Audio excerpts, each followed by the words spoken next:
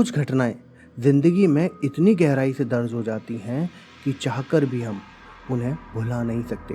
आज मैं आपको एक ऐसी घटना सुनाने जा रहा हूँ जो मेरे और मेरे दो सबसे अच्छे दोस्तों के साथ घटी थी।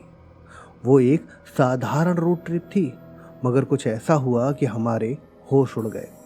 जो हमने देखा और महसूस किया वो किसी भी डरावनी फिल्म से कम नहीं था। हम तीनों दोस्त रोहित, समीर और मैं एक साथ बचपन से थे और उस दिन भी हमारी दोस्ती का एक नया अध्याय लिखा जाने वाला था। पर यह अध्याय किसी डरावनी किताब के जैसा था जिसका कोई अंत नज़र नहीं आता। ये कहानी है एक ऐसे सफ़र की जो हमें एक पुराने मंदिर की तरफ ले जा रही थी। लेकिन तब हमने जाना कि एक और दुनिया भी है, और वो दुनिया ऐसी है जहाँ असली और कल्पना के बीच की रेखा धुंधली हो जाती है। अगर मैं कहूँ कि उस रात हमें एक रहस्यमयी ताकत ने घेर लिया था तो शायद आप यकीन न करें, लेकिन जो हुआ वो हकीकत से परे था। कहानी में आगे बढ़ने से पहले मैं आपको थोड़ा सा अपने दोस्तों से मिलवा देता हूँ। रोहित हमेशा हिम्मत वाला और एडवेंचरस था, और समीर हर बात को मजाक में उड़ा देता था। मैं शायद उन दोनों के बीच का संतुलन था। हमारी दोस्ती हर मोड़ पर एक दूसरे का साथ देने में माहिर थी। उस दिन भी हम एक एडवेंचर की तलाश में थे। हमारा प्लान था एक पुराने और रहस्यमय मंदिर का दौरा करना, जो एक सुनसान और घने जंगल के बीच में स्थित था। शाम हो रही थी, सूरज डूब रहा था और उसकी लालिमा आकाश में छाई हुई थी। हमने जैसे ही उस सुनसान सड़क पर कदम रखा, हम तीनों एकदम शांत हो गए। ऐसा लग रहा था जैसे आसपास की हवा में कुछ असामान्य था, लेकिन हम में से किसी ने कुछ भी नहीं कहा। शायद हम खुद को ये यकीन दिलाने की कोशिश कर रहे थे कि ये बस हमारा वहम है। जैसे ही हम और आगे बढ़े, चारों तरफ का सन्नाटा और घना हो गया। कोई पक्षी की आवाज़ नहीं, कोई हवा की सरसराहट नहीं, बस हमारी गाड़ी की आवाज़। हम कुछ दूर चले ही थे कि अचानक एक भयंकर चीख सुनाई दी। वो चीख इतनी जोरदार थी कि हमारी हंसी तुरंत रुक गई। ऐसा लगा मानो कोई औरत दर्द में चिल्ला रही हो। समीर ने घबराते हुए कहा, तुम लोगों ने वो सुना? रोहित ने थोड़ा नर्वस हंसी के साथ कहा, शायद कोई जानवर होगा, जंगलों में ऐसी आवाज़ें आती जाती हैं। लेकिन उस चीख ने हमें अंदर तक हिला दिया था। हवा अचानक से ठंडी हो गई थी। गाड़ी के अंदर का माहौल पहले से कहीं ज़्यादा भारी लगने लगा। मैंने खुद को शांत करने की कोशिश की, लेकिन मुझे महसूस हो रहा था कि हम किसी गलत जगह पर थे। कुछ किलोमीटर और आगे बढ़ने के बाद गाड़ी अचानक रुक गई।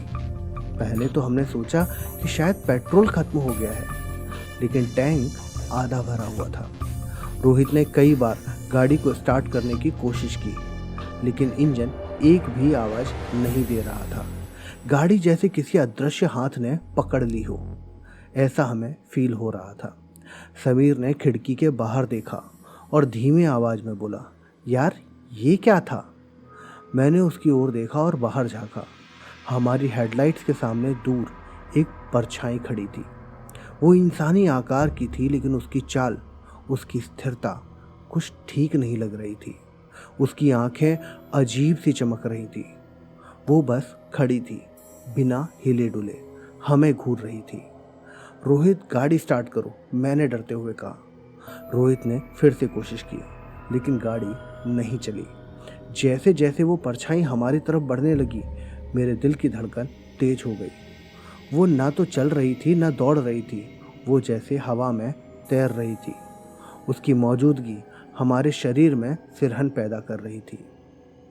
जैसे ही हम तीनों उस अजीबोगरीब परछाई को देख रहे थे, वो अचानक गायब हो गई।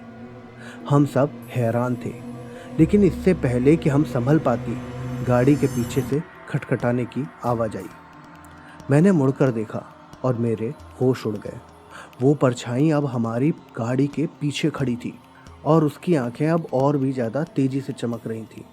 यहाँ से निकलो, समीर की आवाज़ में घबराहट थी और मैंने भी चिल्लाकर कहा, रोहित जल्दी निकलो। रोहित ने फिर से गाड़ी स्टार्ट करने की कोशिश की और इस बार गाड़ी किसी तरह चालू हो गई।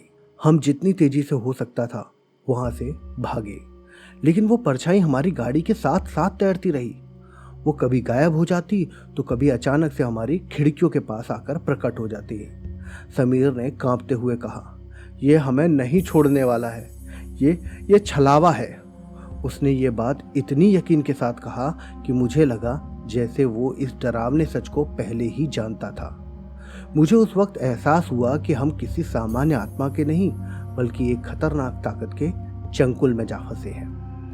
हम किसी तरह उस सुनसान सड़क से बाहर निकले और एक गांव में पहुंचे। गाड़ी रुकने पर हम हांफते हुए बाहर निकले, जैसे जान बचाकर भागे हों। वो गांव भी कुछ खास आबादी वाला नहीं था। वहाँ एक दो झोपड़ियाँ ही थीं और उसकी खिड़कियों से हल्की सी रोशनी आ रही थी, मगर किसी इंसान का कोई भी नामो निशान नहीं था। रोहित ने धीरे से कहा, यहाँ तो सुरक्षित है ना? मैंने चारों ओर देखा और कहा, शायद, लेकिन जो हमने देखा वो असली था या हमारी कल्पना? हमने गाड़ी की तरफ देखा और मेरी आंखें फिर से उस परछाई पर चाट की।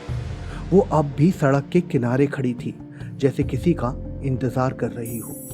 उसकी आंखें अब और ज्यादा चमक रही थी और वो हमसे दूर होते हुए भी हमें देख रही थी। वो यहाँ से नहीं गया है, समीर ने धीरे से कहा। उसकी आवाज में एक अजीब सा डर था। ऐसे लगा जैसे वो जानता हो कि छलावा कभी भी पूरी तरह से गायब नहीं होता। वो हमारे बीच ही रहता है, हमारी हरकतों को देखता है और जब वक्त आता है वो फिर से लौटता है। उस रात के बाद हमने उस रास्ते पर फिर कभी कदम नहीं रखा। हम तीनों ने उस घटना के बारे में कई बार बात की, लेकिन हमें कभी समझ नहीं आया कि वो वास्तव में क्या था। क्या वो बस हमारी कल्पना थी या फिर कोई पुरानी आत्मा थी जो अब भी उस जंगल में भटक रही है। हमारे सवालों के जवाब शायद हमें कभी ना मिले, लेकिन एक बात तय है, उस रात जो हुआ वो किसी कहानी से कम नहीं था। और अगर ये सच में छलावा था तो शायद वो आज भी उस जंगल में किसी और का इंतज़ार कर रहा हो।